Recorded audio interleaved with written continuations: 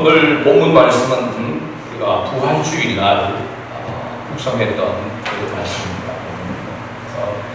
여러분이 기억나실지 모르겠지만 제가 부활절날 요한복음 20장 이 말씀을 가불해서 설교를 한다라고 이렇게 이야기했던 기억이 있습니다. 오늘은 부활주일이 아니지만 우리가 매일 주일이 사실은 예수님이 부활하신 날을 기념하고 그 부활의 신앙으로 하나님 앞에 경배하며 예배드리는 날이 바로 이 주일인 줄로 믿습니다. 그래서 어떻게 보면 주일날 하나님 앞에 나와서 예배를 드리는 성도라고 한다면 그 성도는 부활에 대한 소망과 확신을 가진 사람이다 라고 이렇게 말할 수 있습니다. 오늘 이 자리에 예배하러 모인 우리 모두가 정말로 이 부활의 신앙에 대한 확신을 가지고 그 부활의 주님을 찬양하고 그 부활의 주님께서 우리에게 주신 그런 사명을 따라 살아가는 그런 복된 성도가 될 수 있기를 주의로 축복합니다. 아멘. 우리가 사도 요한이 요한복음을 기록했던 그 기록에 대하여서 그 기록 목적에 대해서 항상 잊지 말아야 된다고 제가 오늘 말씀을 드렸습니다. 오늘 이 요한복음 20장 30절과 31절 말씀에 사도 요한이 이 요한복음을 기록하는 목적에 대해서 기록해 놓은 것을 한번 우리가 살펴보도록 하겠습니다. 요한복음 20장 30절과 31절 말씀 찾아서 같이 한번 읽도록 하겠습니다. 예수께서 제자들 앞에서 이 책에 기록되지 아니한 다른 표적도 많이 행하셨으나 오직 이것을 기록함은 너희로 예수께서 하나님의 아들 그리스도이심을 믿게 하려 함이요 또 너희로 믿고 그 이름을 힘입어 생명을 얻게 하려 함이니라. 아멘. 사도 요한이 이 요한복음을 기록하게 된 바로 동기, 목적에 대해서 분명하게 말해주고 있습니다.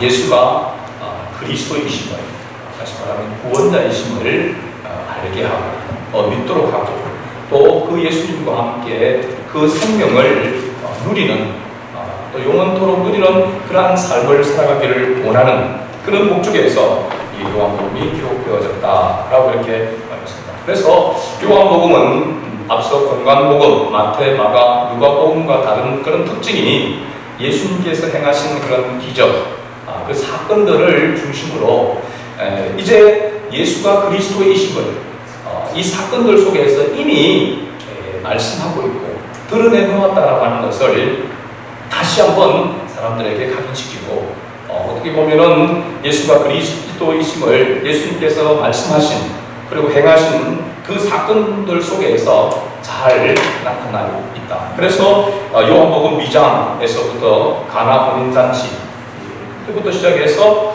예수님께서 기적을 나타내시고 그 기적을 나타내심으로 말미암아 예수님께서 바로 메시아이시고 또 우리의 죄를 정결케 하실 바로 대속의 제물이 되실 것이다 라고 하는 것을 말씀하고 있고 그때가 바로 십자가를 지시는 것이다 라고 그렇게 말씀해 주고 있습니다. 니고데모를 통해서 거듭남에 대한 그런 말씀을 이렇게 주셨고 또 사마리아 여인과 대화 가운데서도 예수님이 바로 길과 진리와 생명 되심을 메시아이심을 그리스도이심을 또 경배와 예배자가 되심을 말씀해 주고 있다라고 이렇게 이야기하고 있습니다.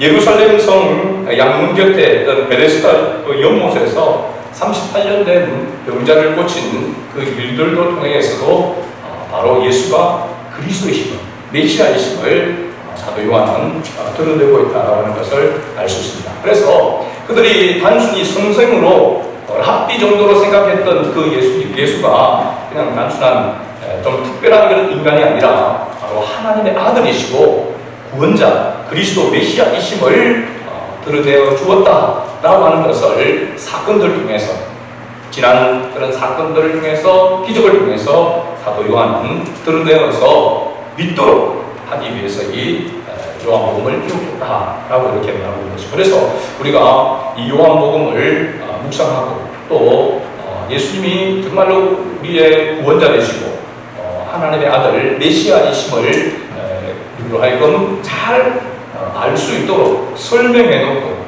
있는 굉장히 논리적으로 설명해 놓고 있는 그 말씀이 바로 이 요한복음이다 라고 이렇게 알 수 있는 거죠. 그래서 우리가 전도 갈 때에 요한복음 이 말씀을 먼저 읽도록 이렇게 권유하는 부분도 바로 여기에 있다고 할 수 있습니다. 그래서 우리 모든 성도들이 이 요한복음을 잘 읽고 그다음 묵상하고 지난 말씀들을 이렇게 생각하면서 우리의 믿음이 더 확고해지고 또 정말로 사도 요한이 목적했던 그 목적대로 그 동기대로 우리의 믿음이 더 생겨나고 또 믿음이 더 성숙되어져서 하나님께서 우리를 부르신 그 부름에 합당한 삶을 살아갈 수 있기를 주의로 축복합니다. 오늘 본문은 실제적으로 보면은 요한복음 20장 1절에서 18절까지의 그런 내용이다라고 이렇게 볼 수 있습니다. 19절 마지막 절에 보게 되어지면 42절이죠. 42절을 같이 읽어봅니다. 이 날은 유대인의 준비일이요 또 무덤이 가까운 도로 예수를 거기 두니라 라고 이렇게 했습니다. 유대인의 준비일이라고 하는 것은 바로 안식일 준비일이라고 하는 것입니다. 그렇죠? 유대인의 안식일이 언제부터 언제까지입니까? 금요일 해지고부터 시작해서 토요일 해지기까지가 바로 안식일입니다. 그러니까 금요일 해지기 전에 오전에 예수님 오전 9시에 시간적으로 보면 오전 9시쯤에 십자가에 달렸습니다. 그리고 오후 6시에 예수님께서 오후 3시쯤에 운명하시게 되어진 거죠. 그래서 예수님이 돌아가시고 그다음에 그렇게 해서 안식일 전이기 때문에 그 시체를 내려둘 수 없기 때문에 무덤에 장사하게 되어진 것을 볼 수 있습니다. 요한복음 20장 1절 오늘 읽었던 본문 1절에 보면 안식 후 첫날 일찍 아직 어두울 때라고 이렇게 사도 요한은 그 때를 그 시기를 이야기하고 있습니다. 여기서 안식 후 첫날이라고 하는 것은 이제 안식일 지나서 그 다음 일찍이 새벽은 바로 뭐냐면 오늘 말로 하면 일요일 바로 주일이 되는 것이죠. 주일 새벽에 아직 어두울 때 날이 밝지 않았을 때라고 하는 것입니다. 새벽을 이야기하고 있는 것이죠. 이 어두울 때라고 하는 이 표현을 사도 요한이 쓰고 있는 것은 굉장히 상징적인 의미가 있습니다. 사도 요한이 항상 이 어떤 사건에 이야기할 때 그 때에 대해서 설명을 하고 있는데 그럼 상징적인 의미가 거기에 포함되어 있습니다.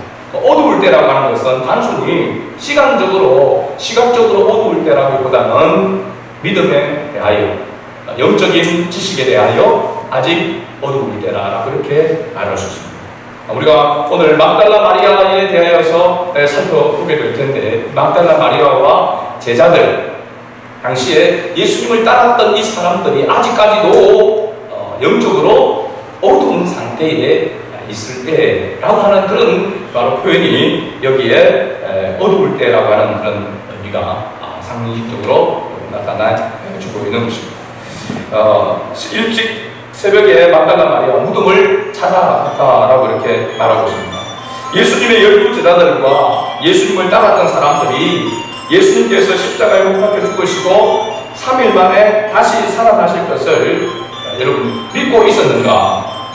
그러고 보면 믿고 있었던 것이 아니다라고 하는 것을 알 수가 있습니다.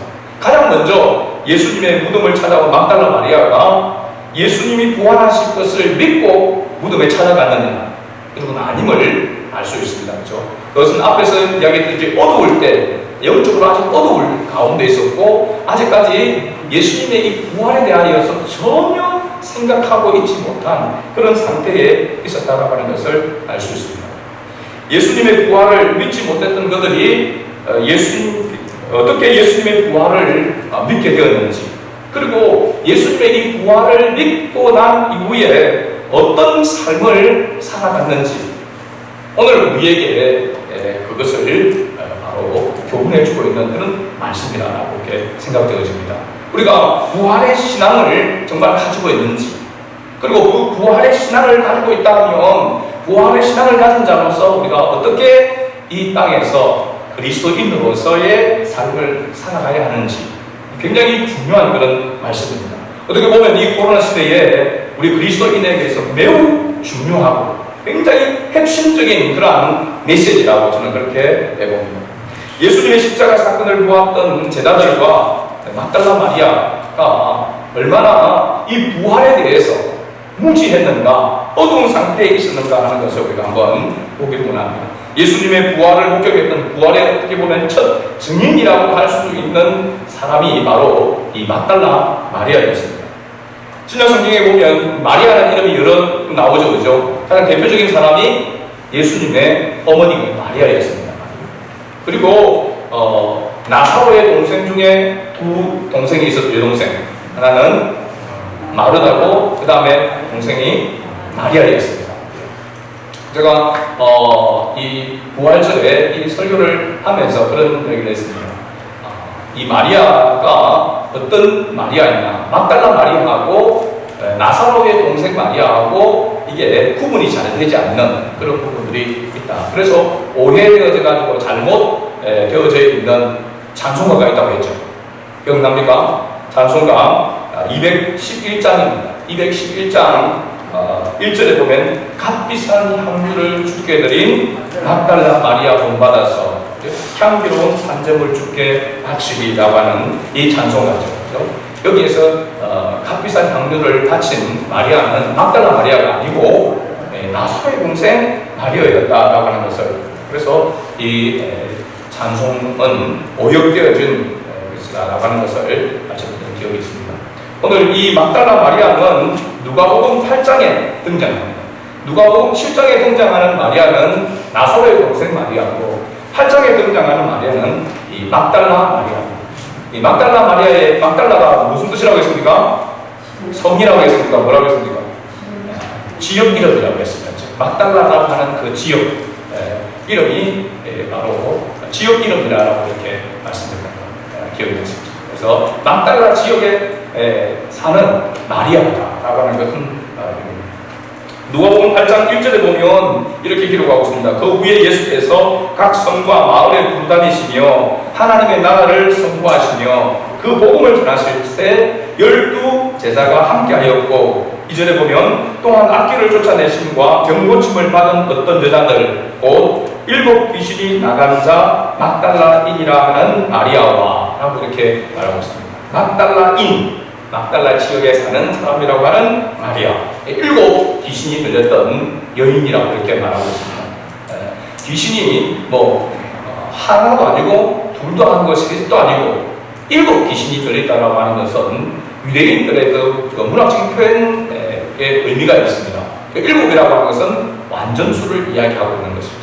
그러니까 이 막달라 마리아가 7 귀신이 들렸다는 것은 완전히 귀신에 사로잡혔다라고 하는 것입니다. 그러니까 정신적으로 굉장히 심각한 그런 상태에 완전히 좋지 못한, 온전치 못한 그러한 상태에 있는 여자라고 이렇게 말할 수 있습니다. 이 막달라 마리아를 7 귀신 들린 이 여인을 예수님께서 이 귀신을 쫓아내심으로 말미암아 막달라 마리아가 온전하게 되었습니다. 제정신으로 돌아오게 된 거죠. 그 전까지 귀신 들린 사람은 그야말로 집에서도 쫓겨나게 되어지게 되고, 그래서 거리에서 그냥 거지와 같이 구걸하면서 그렇게 생명을 연명하는 그런 삶을 살아갑니다. 완전히 밑바닥에 있는 인생이라고 할 수 있죠.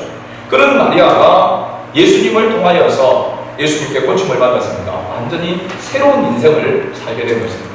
그러니까 이 막달라 마리아는 예수님을 어떻게 됐냐면 따를 수밖에 없는 것이죠. 예수님을 따르는 그런 여인이 된 것입니다. 예수님을 단순히 따르는 그런 여인이라고 또 차원을 넘어서 예수님의 제자라고도 말할 수 있는, 예수님께 정말 올인하고 있는 그런 여인이라고 생각하고 있습니다. 여인이라고 볼 수 있는 거죠. 그런데 이 막달라 마리아는 이 예수님을 특별한 그런 선생으로, 자기에게 있어서는 바로 생명의 언인과 같은 그런 분이죠. 그러니까 그분을 추종하고 따르는, 섬기는, 수종드는 그런 모습이었다는 사실입니다. 그런데 그런 예수님이 자기를 취해줘서 새로운 인생을 살게 해주신 그 예수님이 고난을 당하시고 수치를 당하시고 모욕을 당하시고 그 다음에 십자가에 달려 죽으셨다는 사실입니다. 어떻게 보면 하늘이 무너진 것 같은 그런 모습이라고 할 수 있죠. 더군다나 예수님께 대하여, 자기 스승에 대하여서 마지막 어떻게 보면 예의를 갖추려고 하는 무덤에서 장사 드리지 못해서 향유를 부어서 제대로 이렇게 하려고 하는 그런 모습으로 무덤을 찾아갔는데 그 무덤 속에 예수님이 계시지 않았다는 사실입니다. 그런데 이렇게 생각해 보면은 부활에 대한 신앙을 드디어 예수님이 살아나셨구나, 예수님이 그 말씀대로 살아나셨구나, 그런 생각이 드는데 전혀 부활에 대해서 생각하고 있지 않았다라고 하는 것을 알 수가 있습니다. 2절 말씀을 한번 20장 2절 말씀을 한번 보세요. 시몬 베드로와 예수께서 사랑하시던 그 다른 제자에게 달려가서 말하되 사람들이 주님을 무덤에서 가져다가 어디 두었는지 우리가 알지 못하겠다 하니. 누가 이 말을 한 겁니까? 막달라 마리아가 무덤에 왔다가 예수님이 거기에 없는 것을 보고 누군가의 이 시체를 훔쳐가서 어디에 두었는지 알지 못하겠다라고 이렇게 이야기를 한 것입니다. 여기에 제자는 바로 시몬 베드로로 이야기하고 있고, 또 다른 제자라고 이야기할 때 이 제자는 바로 요한복음을 기록한 사도 요한이라고 이렇게 말합니다. 근데 제가 이 부분을 다시 묵상하면서 보니까 이 사도 요한이 조금 어떻게 보면 자기를 이렇게 드러내려고 하는 그런 모습이 좀 있는 것 같아요. 왜냐하면 베드로와 이렇게 그 무덤에 다시 가면서 달려갔잖아요.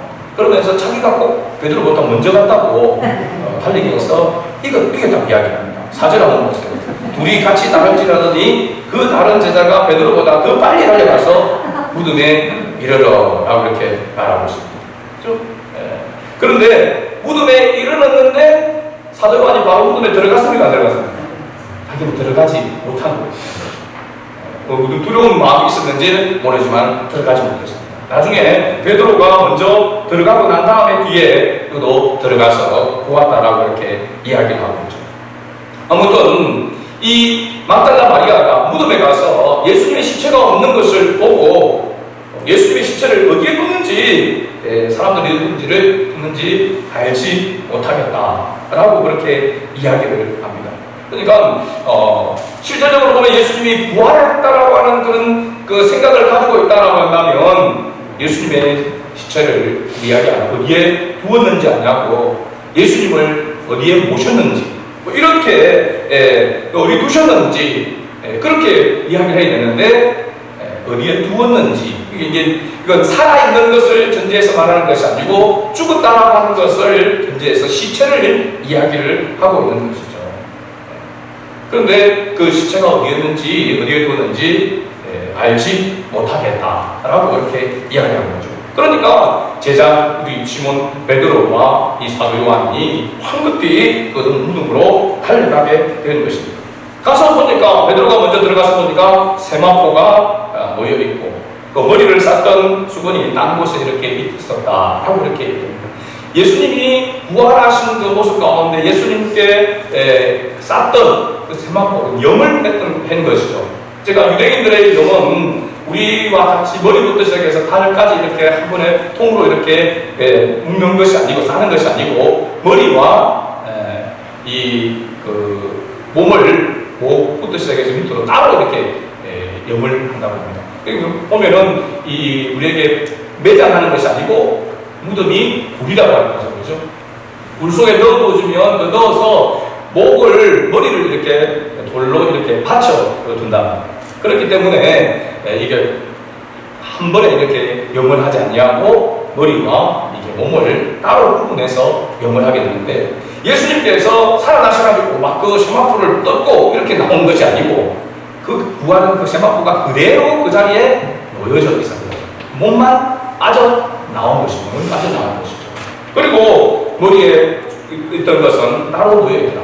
나오면서 그 머리에 수건을 이렇게 벗은 것이다 라고 이렇게 볼 수 있습니다.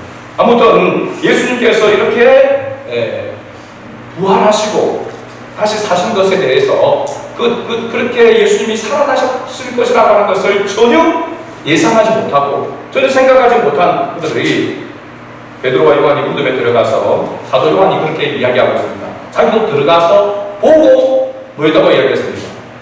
믿더라라고 이렇게 이야기하고 있습니다. 들어가서 보고, 사도 요한도 들어가서 보고 8절에 보게 되면 그렇게 이야기하고 있죠. 그때야 무덤에 먼저 갔던 그 다른 제자, 즉 요한 자신도 들어가서 뭐하고 믿었더라? 보고 믿었더라. 그러면은 사도 요한이 보고 예수님이 부활하신 것을 믿었다는 것일까요? 뭘 믿었다는 것일까요? 막달라 마리아가 먼저 무덤에 가서 보고 자기들에게 이야기를 했잖아요. 시체가 없다. 근데 어디에 뒀는지 모르겠다. 그렇게 이야기하니까 정말로 그러는가 싶어서 와본 거죠. 와서 보니까 정말로 누구 말대로? 막달라 마리아의 말대로 시체가 없어졌다는 것입니다. 그것을 마리아의 말을 그 장면을 보고 믿었더라라고 그렇게 이야기를 하고 있는 것이죠. 아직까지도 전혀 예수님께서 부활하실 것이다, 다시 살아나실 것이라고 하는 것에 대한 전혀 그런 믿음과 예상이 없다라고 하는 것을 알 수 있습니다. 그래서 9절 말씀에 보면은 사도 요한이 그렇게 설명을 하고 있는 것이죠. 9절 말씀을 가로 안에 있는 말씀을 다시 한번 읽어볼까요? 그들은 성경에 그가 죽은 자 가운데서 다시 살아나야 하리라 하시는 말씀을 아직 알지 못하더라. 이 말은 뭐냐면 사도 요한이 20장 1절에서 어두울 때라고 하는 그 표현과 여기 9절의 설명이 같은 그런 맥락이라고 하는 것을 알 수 있습니다. 아직까지 예수님이 부활하실 것이다, 다시 살아가실 것이다 라고 하는 것은 전혀 안중에 놓고 전혀 생각하지 못해요. 부활에 대한 그런 신앙이 전혀 없었다라고 하는 것을 알 수가 있습니다. 10절에 보면 이에 두 제자가 자기들의 집으로 돌아가고, 그래서 아니 예수님이 부활하셨다라면 예수님이 어디에 계시는지를 찾아다니던 자였는데 시체가 없어졌다라고 하는 것만 확인을 하고 자기 집으로 돌아갔다라고 하는 것입니다. 그건 이게 도대체 무슨 일이냐, 이 무슨 병고냐, 스승의 시체를 누가 가져갔단 말이냐 라고 하는 그런 도대체 알 수 없다라고 하는 그런 불안한 그런 마음으로 아마도 집으로 돌아갔다라고 이렇게 말할 수 있습니다. 그런데 11절에 보면은 막달라 마리아는 두 제자와 같이 집으로 가지 않고 마리아는 무덤 밖에 서서 울고 있더니 라고 했습니다. 울면서 부풀려 무덤 안을 들여다보았다라고 합니다. 여기 울고 있다라고 하는 것을 제가 설명을 했던 기억이 있습니다. 이게 단순하게 그냥 눈물을 뚝뚝 흘리고 있는 것이 아니라 가슴을 치며 통곡하는 그런, 그야말로 대성통곡하는 그 울음을 말하고 있습니다. 막달라 마리아가 왜 이런 울음을 울게 되었는가, 그 마리아의 삶을 돌아보면 이해할 수 있다는 것입니다. 첫째는 자기가 귀신에 들려서 사로잡혀서 정말로 거지와 같이 거지였죠. 어떤 그런 삶을 살아가던 그가 예수님의 은혜로 치료함을 받고 정신이 온전해져서 새로운 인생을 살게 됐는데, 그래서 예수님을 따르게 되었는데, 그 예수님이 죽으시는 그 모습을 보면서도 하늘이 무너지고 가슴이 무너지는 그 가운데 있었는데, 그 예수님에 대해서 그래도 마지막으로 제자로서 예의를 바르려고 무덤에서 향품을 바르려고 갔더니만 시체조차 발견하지 못했다. 시체가 없어졌다는 거죠. 그러니까 완전히 그 절망하고 무너지는 그 모습이 바로 이 마리아의 모습이라고 하는 사실입니다. 저는 이 모습을 보면서 오늘 우리가 많은 그리스도인들이 종교적인 그런 신앙에 머물러 있는, 지금 여기까지 막달라 마리아와 같은 여기까지 머물러 있는 사람들이 많이 있다라고 하는 사실입니다. 부활에 대한 확신과 부활에 대한 신앙을 가지 못하고 종교적인 그런 윤리와 도덕적인 그런 모습으로, 그래서 정말 안타까워하고, 여러분 예수님의 십자가에서 예수님이 그 고난을 당하고 고통을 당하시고 그 수치와 모욕을 당하는 것이 너무 안 돼가지고, 그죠? 그런 어떤 마음으로 슬퍼하는, 그죠? 그래서 예수님의 시체가 없어진 그런 모습을 보고 막달라 마리아는 너무 절망되어져서 그렇게 해서 대성 통곡하고 있는 그런 모습을 이야기하고 있는 것이죠. 우리가 신앙생활을 하면서 가끔씩 우리의 처지와 우리의 형편 때문에 눈물을 흘릴 때가 있습니다. 또 자기가 지은 그런 죄가 괴로워서 하나님 앞에 눈물을 흘릴 수가 있습니다. 여러분, 이것은 예수님을 믿지 않는 사람들도 흘리는 눈물입니다. 양심의 가책을 받아서 통곡할 수 있습니다. 종교적인 윤리와 도덕적인 그런 것 때문에 양심에 걸려서 때로는 눈물을 흘릴 수 있습니다. 그러나 그것이 진정한 주님이 말씀하시는 그 믿음이냐, 성경적인 믿음이냐, 아닐 수도 있다는 것입니다. 진정한 믿음은 뭐냐면 예수가 그리스도이심을 믿는 믿음이 있어야 한다는 것이죠. 예수가 그리스도이심을, 하나님의 말씀, 하나님의 진리에 자신을 비춰질 때에 깨닫는 그런 회개가 진정 일어나야 된다는 사실입니다. 여러분들이 하나하나 질문을 던져보도록 하겠습니다. 여러분, 우리가 회개함으로 구원을 얻나요? 우리가 하나님의 자녀가 되어서 회개를 하나요? 뭔 말인지 여러분, 대부분이 우리가 우리의 죄를 회개해야 구원을 받는다라고 이렇게 이야기합니다. 그렇죠? 죄를 회개해야, 회개하라 천국이 가까워다니라 라고 하는 말씀도 있습니다. 그렇죠? 죄를 회개해야 구원을 받는다, 틀린 말은 아닙니다. 그러나 하나님의 자녀가 되는 것이 먼저는 사실이죠. 그 성경에 창세전에 우리를 하나님께서 택하셨다고 했습니다. 어머니의 뱃속에 짓기 전부터, 생겨나기 전부터 하나님이 우리를 선택하셨다라고 말씀하고 있습니다. 우리가 자칫 잘못하면은 우리의 의를 내세우고 있습니다.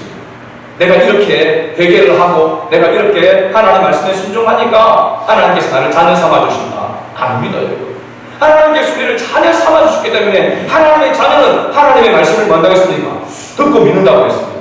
그 하나님의 말씀을 들을 때에 그 말씀에 의해서 내가 죄인이라는 것을 깨닫기 때문에 뭐 하게 되냐면 회개가 일어나는 것이고, 그리고 하나님의 은혜를 깨달았기 때문에 하나님의 말씀에 순종하게 나가는 것이죠.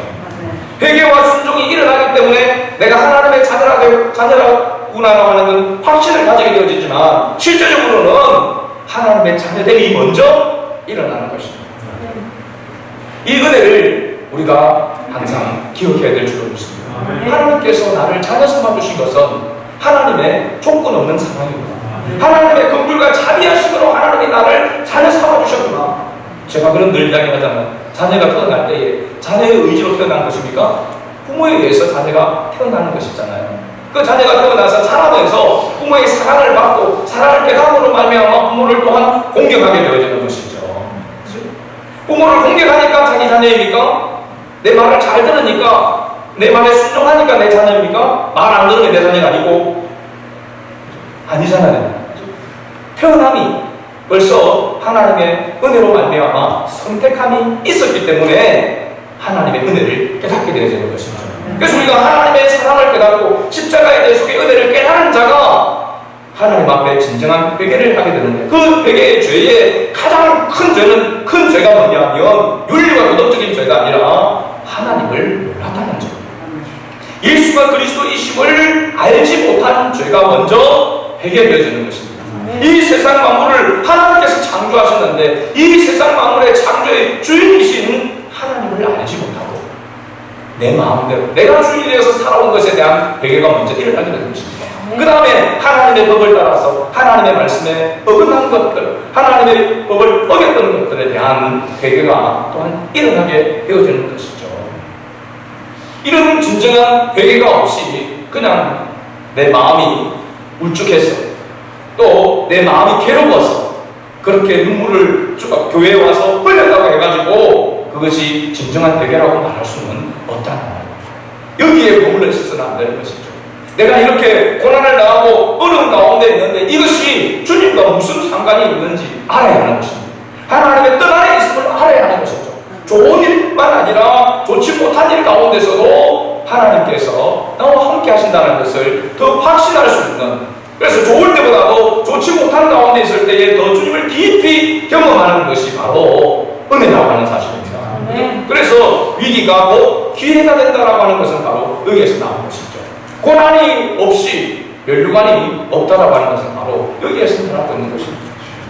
우리의 부활에 대한 신앙이 이런 윤리와 도덕적인 그런 모습에서 더 한 걸음 더 나아가야 될 줄로 믿습니다. 12절을 보면 흰옷 입은 두 천사가 예수의 시체 뉘었던 곳에 하나는 머리편에 하나는 발편에 앉았더라. 13절을 같이 읽겠습니다. 천사들이 이르되 여자여 어찌하여 우느냐 이르되 사람들이 내 주님을 옮겨다가 어디 두었는지 내가 알지 못함이니라. 전혀 생각하지 못하고 있습니다. 14절에 보면 이 말을 하고 뒤를 돌이켜 예수께서 뭐 하신 것을 보았으니 서신 것을 보았으나 예수이신 줄은 알지 못하더라. 부활하신 부활체의 예수님의 모습이 찢기고 상하고 어떤 허무할 만한 것이 없는 그 원래 예수님의 모습과는 전혀 달랐다라고 하는 것을 우리가 여기서 알 수 있습니다. 이런 부활체는 전혀 다른 그런 신령한 몸이라고 이렇게 성경이 이야기하고 있죠. 우리가 상상하는 그 이상의 모습이었다는 것을 알 수가 있습니다. 그래서 예수님의 모습을 보고도 믿지 않았다는 사실. 우리가 가끔 그렇게 얘기하잖아요. 하나님 한 번만 딱 보여주면. 어떤 목사님이 그런 기도 제목을 이야기해드리고 같이 모여서 기도하는 가운데 제발 우리 성도들이 자기 교회 성도들이 꿈에서라도 예수님을 한번 만났으면 좋겠다. 그런 말씀을 하시더라고요. 그 말은 믿음이 있는 그런 성도가 되기를 원하는 그런 바람을 가지고서 하시는 말씀인 줄 압니다만, 우리가 꿈에서라도 언제라도 하나님을 한번 볼 수 있다면, 예수님을 한번 볼 수만 있다면 내가 더 확실하게 주님을 믿고 따를 텐데, 여러분 그런 마음들이 있죠. 여러분 세상 사람들에게 하나님을 보여주면 그것을 하나님이라고 그들이 믿고 하나님을 따를 수 있을까요? 이 장면을 보면 보여준다고 해가지고 믿을 수 있는 것이 아님을 알 수 있습니다. 우리가 하나님을 믿는 믿음은 우리가 눈을 보고 증거를 가지고 해서 믿어지는 것이 아니라 하나님께서 믿음을 주셔서 그 증거로 하여금 확신하게 만드신다는 사실입니다. 그래서 믿음은 하나님이 주신 선물이라고 이야기하고 있고 은혜라고 이야기하고 있는 것이죠. 하나님의 은혜가 없이는 하나님을 아버지로 믿을 수가 없다는 사실입니다. 해낼 수 없다는 것이죠. 14절 말씀에 이 말을 하고 뒤로 돌이켜 예수께서 서신 것을 보았으나, 여러분 이 20장에서 계속해서 보게 되지만 사도 요한이 보고 보았으나 보고라고 하는 말을 굉장히 강조하고 있습니다. 그런데 보고 또 보았는데 뭐 했다는 겁니까? 알지 못했다는 것입니다. 믿지 않았다는 사실입니다. 그러니까 우리가 어떤 현상을 보면 믿을 수 있을 것이다. 여러분 막달라 마리아가 예수님에 대한 부활의 신앙을, 그 믿음을 가진 것은 보고 믿은 것이 아님을 뒤에 가서 우리가 알 수 있습니다. 막달라 마리아가 예수 쓰신 것을 보았으나 예수신 줄 알지 못하더라고 했습니다. 15절 말씀, 우리 20장 15절 말씀을 같이 봅니다. 예수께서 이르시되 여자여 어찌하여 울며 누구를 찾는다 하시니 마리아는 그가 동상지기인 줄 알고 이르되 주여 당신이 옮겼거든 어디 두었는지 내게 이루소서 그리하면 내가 가져가리라. 여기 주여 당신이 옮겼거든, 주여라고 하는 말은 그야말로 메시아 주님을 말하는 것이 아니고 주인이여라고 하는 그런 의미입니다. 동산지기인 줄 알았다, 동산을 지키는 그 사람인 줄 알았다라고 그렇게 이야기하고 있습니다. 16절에 예수께서 마리아야 하시거늘 마리아가 돌이켜 이때까지도 뭐라고 했습니까? 이야기합니다. 라보니, 뭡니까? 선생님이요, 선생님이라고 말하고 있습니다. 이때까지 막달라 마리아는 예수님을 아직 메시아로서 그리스도로서 알지 못했을 뿐만 아니라 예수님의 부활을 믿지 못하고 있었다라고 하는 것을 알 수 있습니다. 바로 17절이 중요한 전환점이 됩니다. 17절을 같이 읽어봅니다. 예수께서 이르시되 나를 믿지 몰라 내가 아직 아버지께로 올라가지 아니하였노라. 너는 내 형제들에게 가서 이르되 내가 내 아버지 곧 너희 아버지 내 하나님 곧 너희 하나님께로 올라갔다 하라 하시니, 이 표현들은 예수님께서 사역하신 그런 내용들의 핵심적인 그런 부분이라고 할 수 있습니다. 하나님이 보내신 자, 그의 아들로 그의 일을 한 자, 또 하나님 아버지의 영광을 위해서 행하신 자, 그리고 그분의 우편에 앉으신 자인 메시아이심을 바로 드러내고 있는 그런 말씀입니다. 중요한 것은 이 말씀, 이 예수님의 말씀을 듣고 막달라 마리아가 이제 어떤 반응을 보이느냐라고 하는 것이 바로 18절에 나오고 있는 것이죠. 같이 읽어봅니다. 막달라 마리아가 가서 제자들에게 내가 주를 보았다 하고 또 주께서 자기에게 이렇게 말씀하셨다 이르니라. 아멘. 막달라 마리아가 이제 예수님이 바로 다시 살아나셨다라고 하는, 그리고 자기에게 말씀하는 것을 이 제자에게 이야기를 합니다. 그러면 이전에 무덤에 가서 시체가 없는 것을 보고 제자들에게 와서 이야기할 때의 막달라 마리아와 지금 예수님의 이 말씀을 듣고 18절에 마리아가 하는 것은 전혀 다른 모습입니다. 이때 막달라 마리아는 어떤 모습이었냐면 예수님의 부활을 믿게 되어진 것이죠. 예수님의 부활을 믿게 되어진 그 이유가 바로 뭐냐면 예수님께서 그렇게 말씀하신 것을 듣고, 그러니까 믿음이 출처가 어디로부터 온다는 것을 우리가 항상 잊지 말아야 되죠. 로마서 10장 17절 말씀, 믿음은 들음에서 남, 들음은 그리스도의 말씀으로 말미암느니라. 할렐루야. 믿음이 위에 믿음이 보고 믿는 것이 아니라 듣고 믿는다는 것입니다. 누구의 말씀을? 주님의 말씀을 듣고 믿는다는 것이죠. 그래서 우리가 하나님의 말씀을 듣는 자가 복되도다라고 이야기하고 있는 것은 하나님의 말씀을 들어야 뭐가 생기냐면 믿음이 생긴다는 것입니다. 믿음이 또한 자라게 된다라고 하는 것을 알 수가 있는 것이죠. 이렇게 막달라 마리아가 전혀 부활에 대해서, 막달라 마리아뿐만 아니라 제자들조차도 예수님의 부활에 대해서, 다시 살아나심에 대하여서 전혀 알지 못하고 무지한 가운데 있다는 사실입니다. 또 어떤 분은 예수님께서 아직 아버지께로 올라가지 않았기 때문에 몸을 만지지 마라, 터치하지 말라라고 하는 이 부분을 이야기합니다. 그 만지면 안 되는 것으로, 부활한 것을 만지면 안 되는 것으로 이렇게 생각합니다.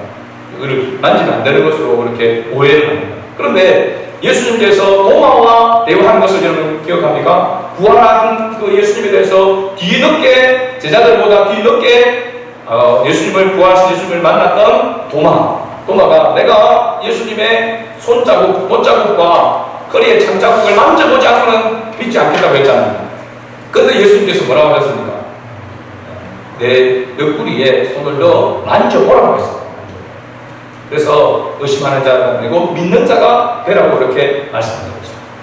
보고 만지고 믿는 것이 아니라 듣고 믿는다는 것입니다. 그러면 그 듣고 믿을 때에, 말씀을 듣고 믿을 때에 누가 역사한다는 겁니까? 바로 성령의 역사가 있어야 한다는 사실입니다. 구원은, 우리의 구원은 성령의 역사가, 하나님의 말씀을 듣고 복음을 듣고 믿도록 역사해 주셔야만 믿음을 가질 수 있는 것입니다. 할렐루야. 그래서 우리가 하나님을 믿는다, 예수가 그리스도이심을 믿는다라고 하는 것은 전혀 우리의 어떤 노력이나 우리의 어떤 그런 힘에 의해서, 세상적인 어떤 지식에 의해서 믿어지는 것이 아니고 성령의 역사로 믿어진다라고 하는 것을 분명하게 말씀해 주고 있습니다. 자, 그렇다면 부활의 증인, 부활을 이제 믿게 된 사람이라고 한다면 어떤 모습으로 나아가야 되느냐? 바로 예수님, 막달라 마리아가 고백하는 것처럼 주께서 자기에게 이렇게 말씀하셨다, 이러니라라고 하는 이 말씀처럼 예수님의 말씀을, 하나님의 말씀을 전하는 자가 되어야 된다는 것입니다. 자기의 생각을, 자기의 경험을 전하는 것이 아니고 주님의 말씀을 전하는 자가 되어야 된다는 사실입니다. 여러분, 전도자는, 주님의 증인은 자기 말을 하는 것이 아닙니다. 사실 자기 간증을 하고 이렇게 이야기하지만 그 간증은 하나님의 말씀을 듣고 믿도록 하기 위하여서 보충으로 이제 설명해 주는 것이지, 이야기해 주는 것이, 참고하라는 것이지, 하나님의 말씀은 우리의 간증을 통해서 믿어지는 것이 아닙니다. 아무리 고생을 하고 아무리 죽다가 살아나고 아무리 큰 기적을 경험했다 할지라도 하나님의 말씀은 그것으로 믿음이 오는 것이 아니고 하나님의 말씀으로 오는 것입니다.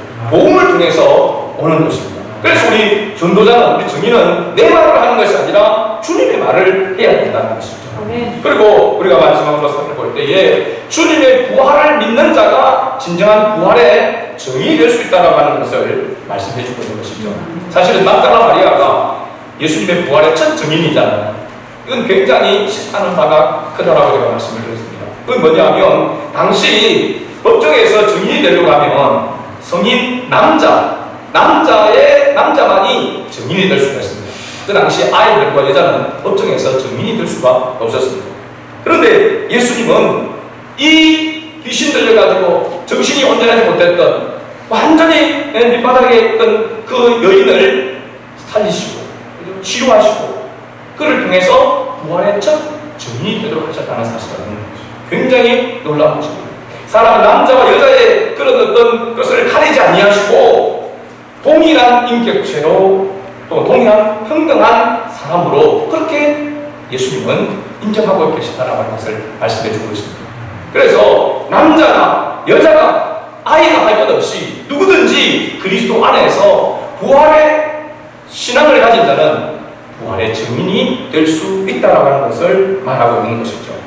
말씀의 결론을 맺습니다. 우리가 이 부활의 신앙을 가지려고 하면 다른 어떤 것을 보아서가 아니라 하나님의 말씀을 듣고 그 말씀을 통하여서 그 약속의 말씀을 붙잡을 때에 믿음이 생겨나게 된다는 사실입니다. 부활하신 예수를 우리가 보지 않았지만 부활하신 것을 우리가 확실하고 믿는 것은 주님의 그 말씀을 통해서 성령이 우리에게 역사해 주셔서 그런 믿음을 가지게 하셨기 때문에 부활에 대한 신앙을 가지게 된 것입니다. 또한 이 부활의 신앙을 가진 자에게는 동시에 무엇이 주어진다면 선교적 사명이 주어진다는 사실입니다. 여러분, 이 코로나 시대에 목회자들도 모여서 이야기하기를 이 어떻게 이 어려운 때를 이렇게 교회가 대형 교회부터 작은 교회까지 어려움을 당하고 있는데 대형 교회도 어려움을 많이 겪고 작은 교회도 어려움을 많이 겪습니다. 그런 가운데서 어떻게 이 교회가 세워져 가야 될 것인가 그런 고민을 같이 함께 하면서 기도를 이렇게 하고 있습니다. 그러나 저는 개인적으로 보면 제 개인적으로 보면은 이 코로나 시대에 이 작은 교회가 오히려 훨씬 더 이 코로나 시대에 다시 일어설 수 있는 기회라고 생각합니다. 그럼 50인 이하 예배 드리는데 아무 문제 없습니다. 뭐 2,000석, 3,000석 예배를 드릴 수 있는 그런 교회도 50명 이상 지금 모여서 예배를 드리지 못하는 상황이었습니다. 그럼 이제는 이벤트로 교회를 성장시킨다는 것은 이제는 포기해야 합니다. 그동안은 큰 대형 교회들은 전도하면은 상품을 내버리고 상금을 내버리고 한때는 뭐 총동원 전도지를 하면은 1등 제일 많이 전도한 사람은 마티즈를 주고 그런 게 있었습니다. 그런 제가 그쪽 그 교회도 보면은 9명을 인도하기만 하면 교회를 데리고 오면은 금반지를 이렇게 상품으로 주고 그랬습니다. 우리 교회는 할 수가 없습니다. 금반지가 아니라고 하는 거죠. 그러니까 그런 전도 방법은 성경적인 전도 방법이라고 볼 수가 없는 것이죠. 상금을 줘서 물질적인 물량으로 이벤트를 내서 그런 교회를 성장시킨다라고 하는 것은 하나님의 뜻에 맞지 않는 것입니다. 그래서 한국 교회가 사실은 타락의 길로 세속화되어진 그 가운데 하나가 대표적인 것이 백화점이 했던 바로 경영 모습이죠. 세상 경영 모습이었습니다. 차를 운행했는 것이죠. 대형 버스를 해서 멀리 있는 진주에서도 4층까지 차를 실어 가고 이러잖아요. 지금 그걸 못합니다, 이제. 그죠? 얼마나 다행스러운 일인지, 그런 보면. 그러면 교회가 어떻게, 작은 교회가 어떻게 해야, 교회가 진짜, 교회는 어떤 모습으로 해야 교회다운 모습으로 설 수 있을까요? 이제는 우리가 이벤트를 하고, 어떤 밖으로 나가서 외친다고 해가지고, 교회가 성장하는 시대는 이제 끝이 나는 사실입니다. 정말로 이제는 다시 원래의 성경의 방법대로 돌아가서 우리의 삶 속에서 빛과 소금의 역할을 해야 하는 것입니다. 우리의 얼굴이 전도지가 되어야 되는 거죠. 그러면 옆 사람 얼굴 한번 보십시오. 우겨진 전도지가 아닌지. 우리의 얼굴이 전도지가 되어야 되고 우리의 말과 행실이 전도지가 되어야 됩니다. 그러면 우리 작은 교회가 건강한 교회로 세워지고 성경적인 그런 교회로 세워지고 우리 한 사람 한 사람이 그런 그리스도인으로 세워진다면 이 어려운 시대지만은 이 어려운 시대를 극복해 나갈 수 있는 충분한 그런 경쟁력이 있다는 사실입니다.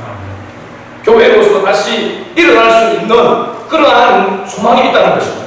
중요한 것은 뭡니까? 여기에 보인 우리가 부활에 대한 소망을 가지고 있고 선교적인 그런 사명을 다시 가지고 살아야 한다는 사실입니다. 머리에만 있는 것이 아니라 가슴에 있는 것이 아니라 우리의 삶으로 살아내야 한다는 사실입니다.